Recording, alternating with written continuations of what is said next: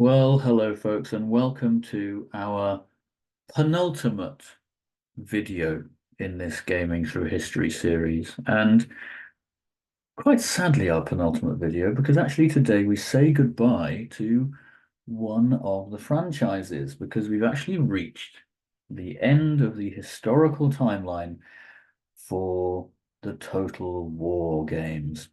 Um, Yeah, I didn't want to end the series here because there are still games I'd like to cover, but this is as far as Total War goes. And I think it's quite an interesting question to explore just to begin with, really, because we talked about Empire Total War and its issues. Napoleon Total War is very much an expansion. I mean, it's very much a sequel to Empire Total War. And it does go a long way to fixing a lot of the issues in terms of gameplay and kind of computer jankiness in the campaign, for example. It looks nicer as well. It comes a long way. And I think with Napoleon Total War, Creative Assembly did have something to build on to create a sort of 1800s into the 1900s, maybe a First World War game. I know, again, today, summer 24, there's rumors of a World War One Total War game in the mix, but I mean, this is some years ago now, and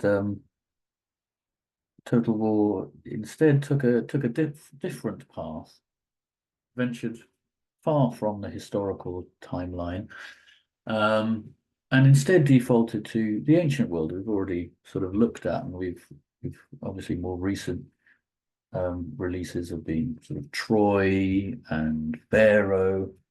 So they went back to melee, basically, I think, both technically and perhaps capacity-wise. Um, Modern warfare, gunpowder warfare, seem to be a massive issue for Creative Assembly. So this is as far as we get. We get to Napoleon Total War. Um, And alongside it, we have March of Eagles, which is a very, very interesting game. Again, it's not unlike the pair of games that we last looked at when we looked at Shogun 2 and Sengoku. So these are two games that are pretty well liked within the series for Total War, at least. Napoleon Total War, you can see the reviews there, 81 and 7.9, good reviews. March of Eagles, much like Sengoku, fairly forgettable. Not bad scores, 71 there and 6.9.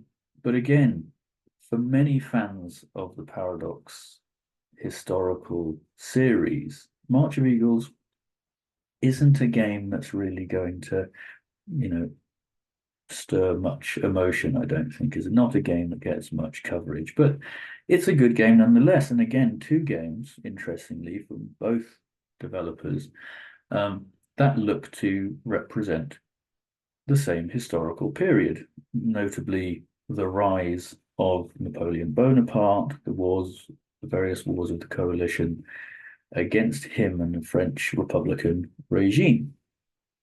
So, what is that history? So, for Napoleon Total War, now there are a number of campaigns, and unlike many Total Wars, Napoleon Total War is very much focused on Napoleon. Seems obvious enough, but it's split into individual campaigns that kind of chart the rise of Napoleon, all the way from the sort of mini tutorial campaign that has the Siege of Toulon, through his Italian campaigns, Egypt, and finally the Battle of Waterloo. You also have the sort of main core European campaign, which, if you like, is sort of the main campaign. It's the one we're going to be talking about most here, that runs from 1805 to 1812. But you have these sort of mini campaigns that are more focused around it, as well as the Peninsular campaign, where Napoleon isn't the protagonist, if you will, but it is a campaign where the French, the Spanish, and the British play off for control of Spain, in a sort of historically themed campaign that obviously tracks Lord Wellesley, the Duke of Wellington, and the famous escapades of the British in Spain that is a major contributing factor to Napoleon's ultimate downfall. March of Eagles, in very similar fashion, spans from 1805 to 1820. Now it's interesting that the dates are interesting. 1805 to 1812 is kind of the glory period of Napoleon. The game, we do get to Waterloo and Napoleon's final battle, but ultimately Napoleon Total War does focus on the glorious rise of Napoleon. Now, where Napoleon goes wrong, if you will, is in the end is in 1812. It's kind of the turning point. It's the point at which Napoleon's power begins to seriously wane, and that's because of the failure of the invasion of Russia. It's a mistake we may well discuss more in this video series, but Napoleon, having failed to defeat all his enemies, having failed to defeat the British in particular, and seeing that the Russians are supporting the British through trade, decides that, and with the British putting pressure on the expanded French Empire in Spain, Napoleon decides to invade Russia, to knock out one of his last remaining rivals, and to have one greater step towards the ultimate defeat of the British. It obviously goes horribly wrong. Napoleon does have victories along the way, notably at Borodino, but as many of you will be aware of, as he advances deeper into Russia, the Russian imperial armies simply retreat. They do not accept defeat, and as winter sets in, as resources become depleted, as the French supply lines are increasingly stretched, the army becomes isolated. They are successful in entering Moscow, but Moscow is promptly burnt by the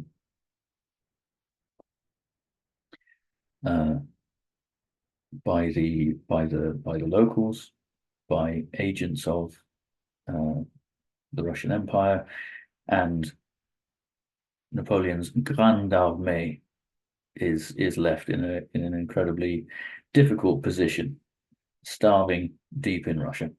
The idea is made to withdraw, and on the withdrawal as well, many men are lost through disease and attack by Russian partisans, etc. And ultimately, it's at this point, so it's at the end of 1812, where Napoleon's dreams are in essence dashed. There are further conflicts, but ultimately, from this point on, Napoleon's power is in decline. So it's interesting. I mean, obviously, again, the clue is in the title.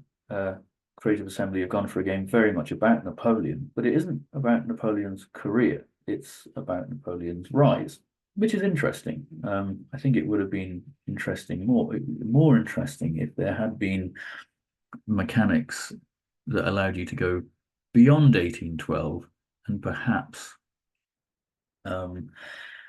do things slightly differently, to explore old history where Napoleon isn't ultimately defeated, perhaps, different forms of resistance. On the flip side, March of Eagles, it goes all the way to 1820, so you are able, if you will, to chart Napoleon's rise all the way through the invasion of Russia, Waterloo, and beyond. But the game is not really about Napoleon, whereas Napoleon Total War could be seen as something of a biopic of Napoleon's highlights. March of Eagles is very much a more sandboxy game that allows for you to play through a sort of European conflict where all of the various forces of Europe are competing for dominance. And in fact, the way the game is scored is dominance. There's a degree of prestige, but ultimately you gain land or naval dominance by controlling strategic regions. So it's more of a sandbox. Yes, restricting. Yes, France is something of a protagonist. Yes, controlling and containing the expansionism of France is important, but it's not really core to the game. Each faction is kind of going on its own track to achieve dominance in Europe at this time. So the two games very different in how they're portraying their history. The Total War, as I say, Napoleon Total War is kind of a biopic. It's very much about Napoleon's career to its peak without really exploring its collapse. March of Eagles, on the other hand, goes through that history, but really doesn't have Napoleon or France as the protagonist. It is more of a sandbox in that respect. So, what themes might we see? Well, I've gone for grand warfare. We've already just mentioned the Grande Armée, Napoleon's great army that ultimately suffered so much during the Russian campaign and was ultimately defeated at Waterloo. But this was possibly, Europe's last great war where armies marched in with great pageantry, with great heraldry, engaged in large, significant pitched battles, where there was perhaps a degree of honor, chivalry to it, you might say, because obviously the deeper we get into the 1800s, the scale of warfare goes through the roof. The scale of destruction goes through the roof. It's hard to compare any, the battles of the Napoleonic period, for example, with anything that happens in World War One. We are talking about a difference of 100 years, but even, the Franco-Prussian War, the overall tactics, the overall look of warfare changes radically through the 1800s. So in the Napoleonic period, we're still in a period of sort of like great military pageantry, like I say, the bands, the banners, the uniforms. It looks different, it plays different. And I think, if you're advancing, both games clearly are prioritizing the Napoleonic Wars. They're both conflict orientated. And as such, when you do display your armies in advance, I think you want to see that the sort of bombastic element present through the game. And again, game design, as we've said often through this series, with Paradox not necessarily taking you onto the battlefield, you don't necessarily see that. You don't engage with that sort of pageantry. Total War, more so, but it is slightly subdued in Napoleon Total War. I think they could have definitely upped the scale. They could have definitely pushed in terms of the overall sort of impact of an army in the field in Total War. I mean, as you can see here, we've got a nice image. You've got a British army taking on a French. It lacks a bit of weight, I think the scale could be upped significantly, to just make the look of the opposing forces just a little bit grander, for want of a better word. Second theme, I've gone for sort of coalitions and sort of shifting allegiances, if you will. So France's rise is hit with a great deal of, obviously, objection across the continent as a sort of revolutionary movement challenging the monarchies of Europe. And as such, the great monarchies of Russia, of Britain, of Austria, Prussia unite in various coalitions to resist the French. So, if you've got a game set in this period, then political and dynastic allegiances, again, have to be at the core of gameplay. That level of sort of political and diplomatic gameplay has to be a feature. And I mean, it's fairly lacking, I'd say. I think, and again, it's very much for gameplay reasons. In Napoleon Total War, it's because it's kind of set in stone. Again, because it's something of a biopic, if you will, of Napoleon and France's rise, the allegiances are set. There's little in the way of fluid diplomacy. It's basically all on France, which is a lot of fun from a gameplay perspective, but it does kind of seriously reduce the significance of diplomacy or any kind of other form of interaction between nations. On the flip side, it's certainly present in March of Eagles, but because all of the various factions are kind of competing against each other for dominance, there isn't a sense of sort of collective power and a sort of priority on diplomacy. Like other games, more that we've seen from the Total War series, it sort of doesn't pay to create to lean too much into allies. If ultimately your target is one of their territories in order to increase your dominance score. So it's a lot cuter in terms of the diplomacy, and I think both games in a way downplay the significance of these grand allegiances and how they influenced the evolution of the period. Finally, and this isn't unlike the last series we looked at, where we talked about the daimyo, the great names of Japan, military heroes. And I suppose this is, again, a feature one might expect from games that are focused on very distinct conflicts. We are looking at, not hundreds of years where characters come and go, but, 5, 10, 15 years where the exploits of individuals are absolutely key to the overall story. And that's no different to the Napoleonic period as it was to the Sengoku Jidai that we've previously discussed. In this instance, of course, Napoleon puts Napoleon front and center, but also puts a lot of the generals, a lot of the marshals of France, as well as the commanders of the coalition forces. So they are there. Do they stand out?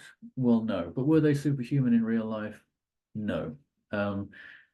They do have traits that provide buffs, let's say. So things are happening in the background, but that doesn't take away, if you like, the agency and the influence of the player. So I suppose the balance is about right, as it was in Shogun, to allow the human player to exert their influence on the battlefield without there sort of being these hero characters that heavily dictate gameplay. But at the same time, you want them to be there and you want them to be present. And I think you want to feel them just a little bit more. I mean, this is a screenshot here of Louis Nicolas Davot, the Iron Marshal. There's a lot of characters with really fascinating careers that emerge through these periods of great conflict. And I think even though they're sort of visually present in Napoleon Total War, I think adding something, a little extra bite, maybe just upping those buffs a touch, just to make it feel like they were truly there, would have helped with that connection to these sort of notable historical characters. Again, I suppose, it's just the nature of it to a certain extent. But with the Paradox title, with March of Eagles, you really don't get much of that connection at all. The fact the characters are available as deployable generals and commanders that can be added to armies, again, they provide sort of buffs based on their qualities. But again, we're nowhere near connecting to these enigmatic characters. And of course, it's not just generals, it's not just the French. Horatio Nelson, Lord Nelson, and the great exploits that we saw at the Battle of Trafalgar, where he's ultimately killed. I mean, really, really significant national heroes. And in a way, without it being too sort of Mowbray, you do kind of feel that those significant characters should play a more prominent role in both games. So looking into that generally, in terms of the scoring then, with Napoleon Total War being able to engage with the the scale of warfare on the battlefield obviously marks it up above alongside March of Eagles in this case, which has the scale in terms of armies moving throughout Europe, but I think both games just fall short because of that lack of power, that lack of pageantry. Coalitions falls in favor of Napoleon Total War, at least because of that sort of like narrative approach to the game, to the game design, because of the sort of almost biopic. It's kind of hard coded that factions will oppose France, whereas with March of Eagles, it is far more open. It's more of a sandbox. And military heroes again falling in favor of Napoleon Total War here, because again, because of game design and the fact that you are actually on the battlefield, you can see them in action. Should they be more punchy? I would argue yes, but they are there, they are visible, and it does connect you to these great heroes of the age. Fun factor, well, slightly different to Sengoku. I liked March of Eagles. It's well worth a game, and it's actually a very quick game. You can really pump out a decent fun campaign in an evening. It's very different to a lot of Paradox titles when you feel like you have to devote many hours to get much out of a campaign. So it's very enjoyable. It's fast paced, and it's well worth a look. Obviously, the same goes for Napoleon Total War, one of my favorites. Portrays a period that I really enjoy and have a great deal of interest in, and does it very well. And as I said at the outset, it's somewhat saddening for a fan of historical Total Wars that this wasn't the basis for Creative Assembly carrying on into more modern time periods, and instead was, as I say, the end of Creative Assembly's historical timeline. So in terms of Napoleon Total War, now we come to an end in 1812, we said, which is kind of the rise of the French. And I've ranked the five playable factions in the sort of Europe or campaigns of coalition faction in those various areas. The French come out on top, understandably so. Dominant, really, achieving 96% of the points there. Britain comes in at second, Russia at third, Prussia at fourth. I mean, this feels fairly historically loyal, especially for 1812. I mean, at 1812, at this point, France is the dominant force in Europe. Russia is in the process of repelling their invasion, if you will. So they're still strong, but they're under pressure. And the Prussians and the Austrians are weakened and are at this point defeated ultimately by the French. Obviously, that turns around very quickly as France's invasion of Russia fails, but as a representation of 1812, this doesn't feel too bad. The British there, of course, still resistant to the French, and so far undefeated, in control of the seas, but up to this point, challenging France largely in Spain and not directly against France proper. So, pretty representative, one would say, of how a power table of the five nations would play out in 1812 at the time.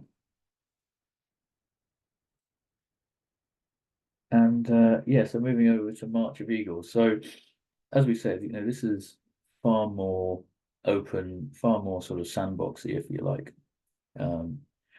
So yeah, 1812. So 1812. So these are player scores. These are my scores based on one campaign of each faction. There are some more factions that you can play as. You can play as Spain. You can play as the Ottomans. You can play as Sweden.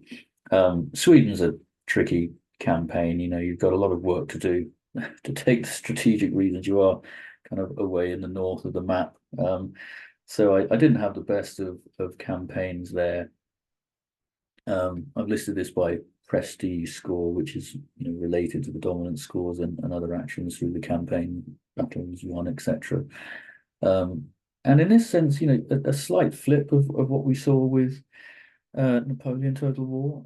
Britain come out on top, France in second, Austria and Russia the dominant forces in sort of Eastern Europe, Prussia somewhat behind, Spain, still there and going strong, not occupied by the French. The Ottomans, a force in the east, and the Swedes pretty weak. So, some changes there. You might say the French dominant in continental Europe, but not yet challenging the British in the same way. Austria certainly stronger than historical. Russia and Prussia stronger, one would say, than the historical situation, having not faced all-out conflict with the French, perhaps. And as we say, the Spanish still maintaining a degree of power and independence in Iberia. So looking at the averages, then it does change somewhat. So clearly, the French, despite it not being a Napoleon biopic style game, the French still come out on top in terms of average prestige. So they are the more dominant party in Europe. Britain slipping into second, Austria in third there, with the Prussians slipping down the way. Now, this is an interesting one. So, in my playthrough, I didn't dominate with the Prussians, but certainly on average, the Prussians are one of the weaker of the European factions, and that's an interesting outcome. It certainly has a great deal of sort of alt history impacts. If Prussia was significantly weaker in Europe in the 1820s, would we have seen Prussia defeat Austria later in the century? Would we see the Franco-Prussian War? Would we see the emergence of Germany? I mean, if this were the case, we might not even have a Germany emerge in the 1800s. Ottomans and the Swedes, weak on the peripheries again. So average score, down significantly there for the Ottomans from what the player achieved. But the 1812 averages, pointing to French dominance of the continent, with British dominance of the seas, particularly there when you look at naval dominance up at 104 compared to no other faction achieving more than 57 in terms of naval dominance.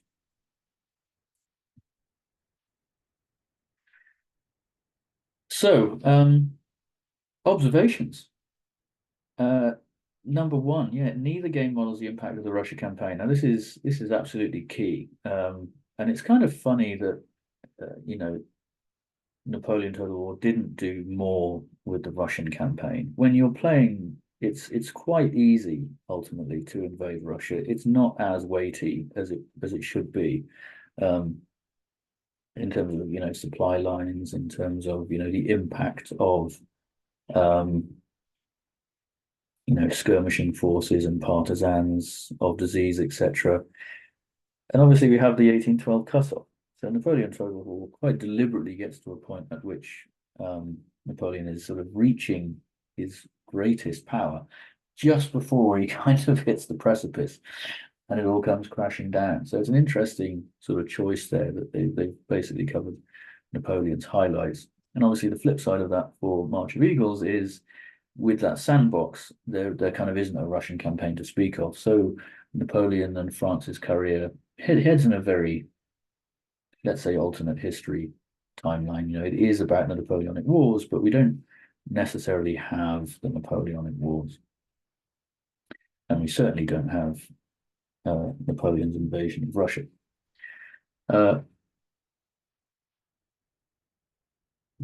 One thing that we can point to is Britain does benefit the most from war on the continent, certainly from the players' perspective, but also in both campaigns, you do see France emerge as a dominant force on the continent, but Britain emerge as equal, second or first, second or equal first, if you like. So certainly on the continent, um, with the devastation and bloodshed, many of the great nations are suffering, and Britain, having in both instances, not had that the same intensity of conflict, does emerge as a dominant force.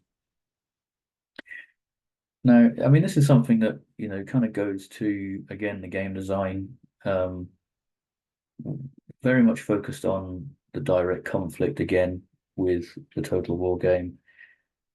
March of Eagles focusing on sort of strategic expansionism, if you like. It does mean that yeah, the politics is again, the politics and diplomacy, as we've seen with many games in the series, is massively downplayed. So coalitions kind of lack weight, and both games kind of shy away from the reason for the conflict in the first place, which is sort of France's political evolution and movement, in and out of sort of republicanism. Which again is very interesting.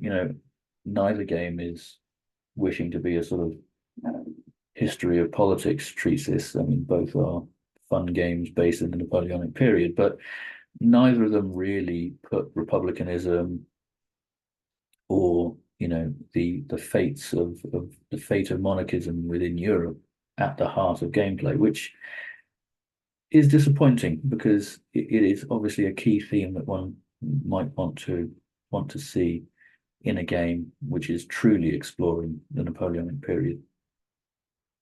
Okay, folks, well, that's a shorter video based on two of the shorter games in the series. And again, sad to say that it's at this point that we say goodbye to the Total War historical series. The next video will be the last in the series, where we go into the modern period and World War II. So we are continuing, so I want to talk about these games, which will unfortunately only be from Paradox, because up to now, Total War has not ventured into the areas of Victoria and Hoi 4, the two games we'll be looking at, which I think is a terrible shame. But anyway, thanks for tuning in to this one, and might well see you in the next.